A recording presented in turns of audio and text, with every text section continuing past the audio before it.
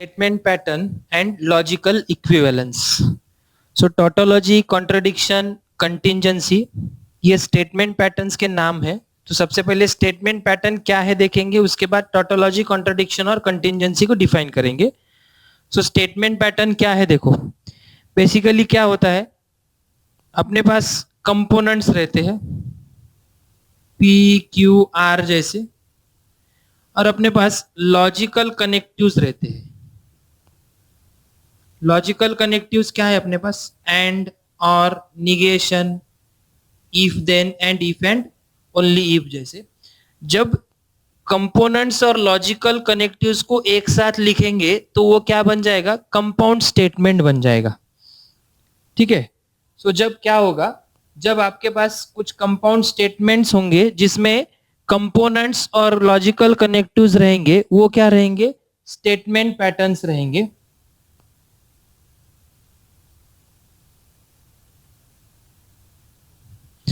सो उसकी डेफिनेशन क्या होगी देखो, a statement formed using components and logical connectives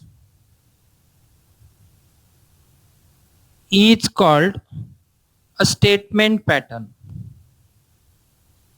Is called a statement pattern. मतलब इसका मतलब ये है कि हर एक कंपाउंड स्टेटमेंट पैटर्न ही होगा. सो उसके लिए आपको ज्यादा कुछ सोचने की जरूरत है नहीं. Every compound statement is a statement pattern. There are 3 types of statement patterns. One is tautology.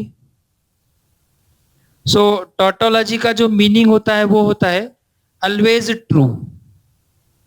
Then second वाला होता है कॉन्ट्रडिक्शन. सो कॉन्ट्रडिक्शन का मीनिंग होता है always false. And then third one है कंटिंजेंसी. सो ये कंटिंजेंसी क्या होता है, ये ट्रू भी नहीं होता है और फॉल्स भी नहीं होता है.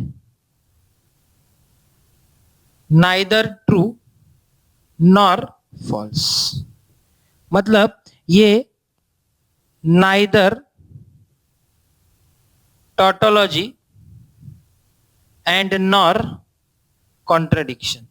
जो स्टेटमेंट पैटर्न टोटोलॉजी भी नहीं होगा और कॉन्ट्रडिक्शन भी नहीं होगा, वो क्या होगा, कंटिंजेंसी होगा.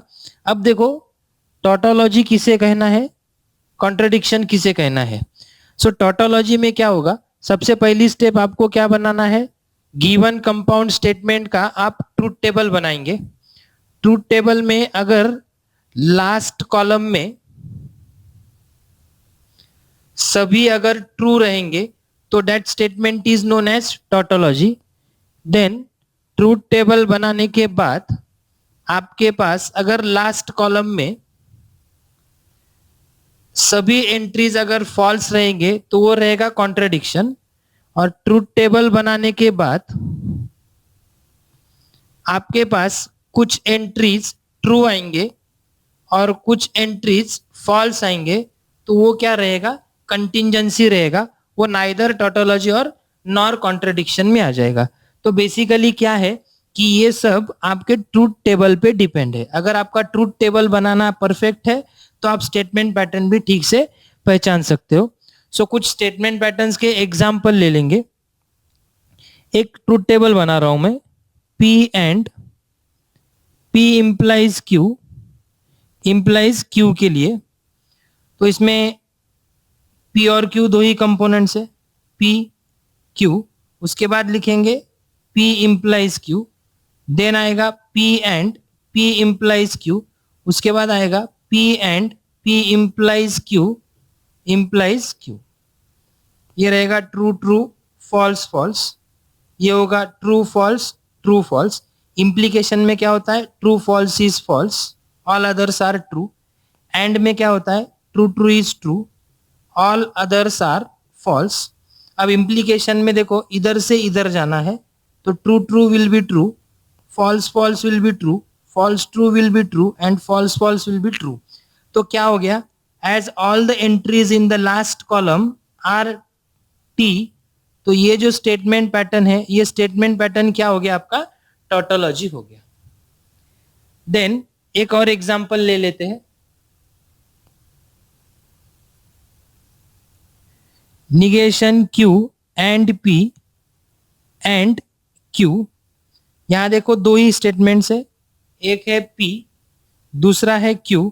देन लिखेंगे निगेशन Q, उसके बाद आएगा निगेशन Q एंड P, उसके बाद आएगा negation Q and P and होगा Q। True true, false false, true false, true false, Q का निगेशन होगा, false true, false true, negation Q and P and में होगा true false is false, true true is true, false false is false, ये भी false होगा।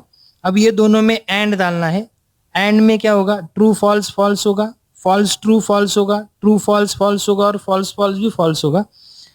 As all the entries in the last column are F, इसके लिए ये क्या हो गया आपका?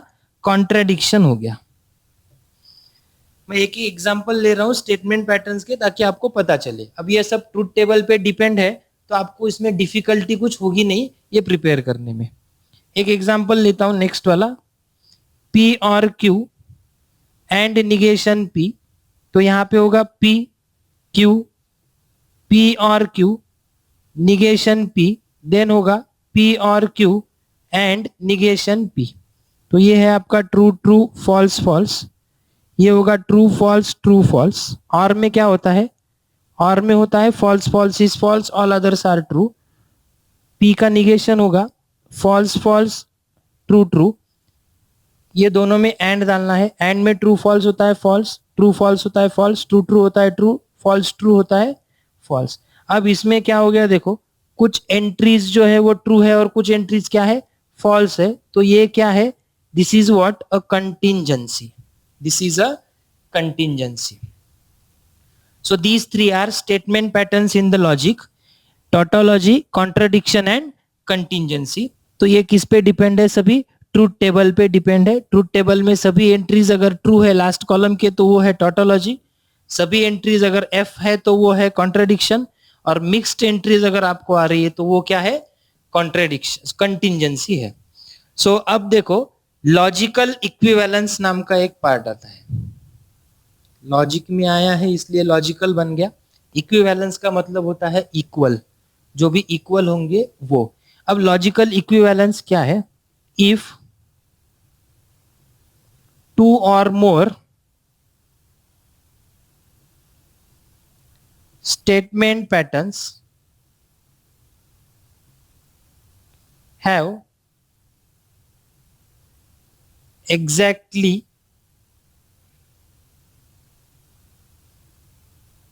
same truth value, then the statement patterns are